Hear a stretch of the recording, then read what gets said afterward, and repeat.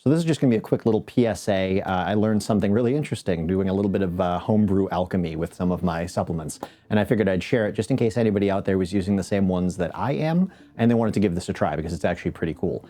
So this is the protein that I've been using. This is the Dymatize ISO 100. I think it's Gourmet Vanilla is the flavor. Gourmet Vanilla, yep.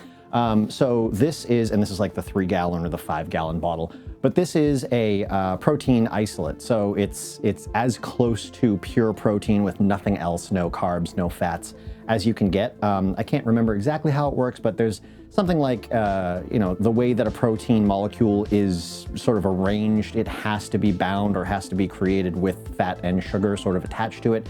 So to strip everything away other than the protein is difficult to do or hard to keep in a, not digestible, but I guess like a sellable form, which is why whey protein, even if you go with an isolate, tends to have a little more than just the protein in it. But this is as close to just the protein as you can get. So there's no extra stuff in this. There's no additional amino acids added. There's no like bulkers or mass gainers or anything like that. So this is the protein that I've been using. Keep in mind it is Gourmet Vanilla. Then this is the multivitamin powder that I've been using. This is the Animal Pak. Don't know if you guys can see that there. Whoop, my camera's focusing on it. But this is the Animal Pak multivitamin powder. So you can get this in pill form. It's something like 9 or 10 pills a day. It might even be more than that. It's a lot of pills, and some of them are very large. This is just, you do 2 scoops of this powder in water. This is the Orange Crush flavor. I will say I've tried the wild cherry flavor and it was very difficult to get down. This Orange Crush flavor is much closer to Tang, if you've ever had that. It's not the best, but it's way more drinkable than the wild cherry. Now, after drinking these separately for a few days, and I have since moved on to eating solid meats, but I'm gonna make another video about that and why.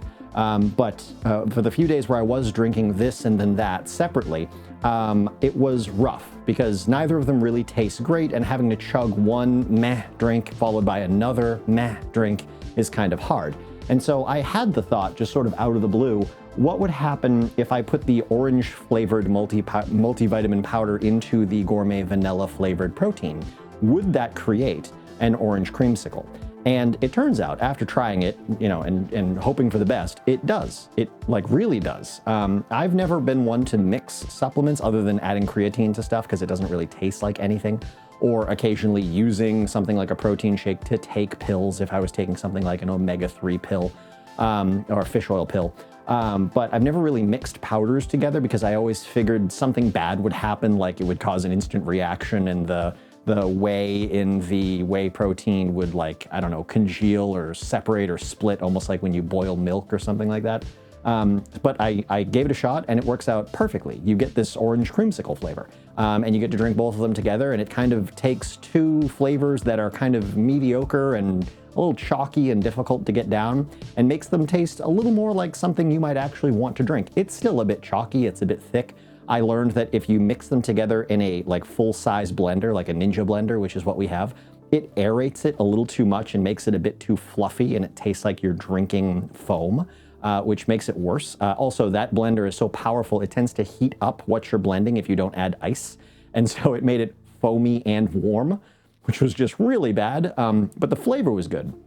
And so after that, I learned instead of using the full-size blender, I would use an immersion blender in this big plastic cup and kind of just like ram it down in there and blend it up. And it would be a lot thinner. It tastes a lot more like a milkshake as far as the texture goes. And the flavor was decent. So if you have anything orange flavored or vanilla flavored and you want to mix them together and get something like an orange creamsicle, it seems to work, at least in the case of these 2. And I do recommend these 2. These are what I've been using for a while now. The protein is nice because you don't have to worry about it adding any carbs to your diet if you're trying to stick to something like keto. And the multivitamin is the best that I've been able to find as far as what it contains and the dosages of those individual components. I mentioned this in a recent video, but basically every podcast that I looked at suggests slightly different arrangements of vitamins depending whether or not you're a man, a woman, your age, what you're going for. But if you sort of cross-reference all of them and find the common denominators between them, and I'm talking about like going across like 10 or 12 different science-based physique or fitness or health-based channels, and looking at what they recommend and what their guests recommend and kind of creating a list, you come out with something like 10 highly suggested ingredients and then 10 more moderately suggested ingredients that are likely worth putting in there. And this contains all of them, and this is the important part, in the dosages that those people say actually make a difference. Because it's one thing to get a multivitamin or an individual supplement that says it contains an ingredient, but then it contains such a minuscule amount of that ingredient it doesn't really do anything.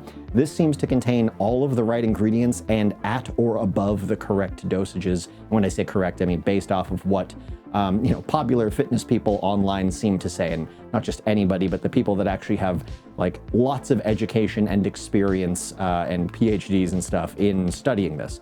I know that not everybody that has a PhD is automatically a genius, but like I said, when you cross-reference enough of them and the same sort of common denominators tend to float to the top, that's what I assume is the most correct. That's the best info I can go off of without diving into hundreds of pages of scientific literature and studies on my own. And so that plus that is a pretty good mix. I'm not really drinking it that way anymore because I've moved on from protein powder for now. I'll make another video about that.